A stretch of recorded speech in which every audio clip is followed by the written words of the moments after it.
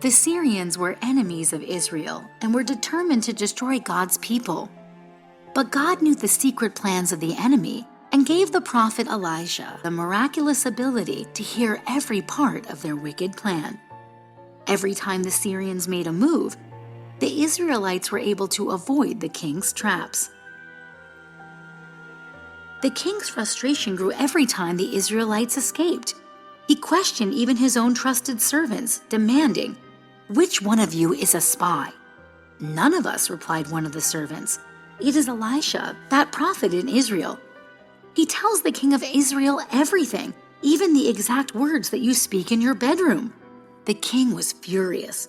"Go find out where he is so that I can capture him."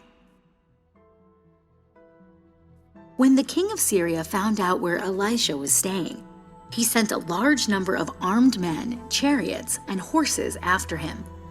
In the middle of the night, the soldiers surrounded the city.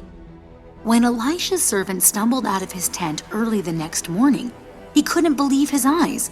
"I must be dreaming," he anxiously thought to himself. Everywhere he looked, there were enemy soldiers and horses. They were completely surrounded. His heart sank in fear. "Elisha," he cried, running back inside. "The enemy is upon us. What are we going to do?" Elisha could see the fear written on his servant's face. "Don't worry," Elisha said calmly. "There are more mighty warriors fighting with us than all of those against us." The servant saw nothing but the enemy, so Elisha prayed to God, "Please open my servant's eyes so that he can see."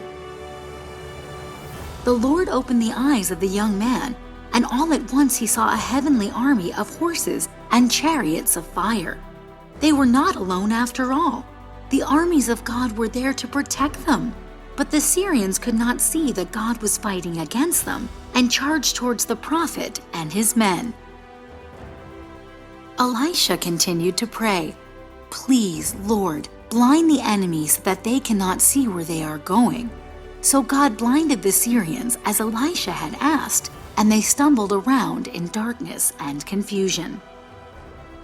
Elisha said to them, "Let me lead you to the man you are looking for." Then he led them to Samaria and right to the king of Israel, where they became his prisoners. At the advice of Elisha, the king of Israel showed them mercy and prepared a feast for them where they ate and drank. Then he let them go free. After this, the Syrians gave up their attacks on Israel.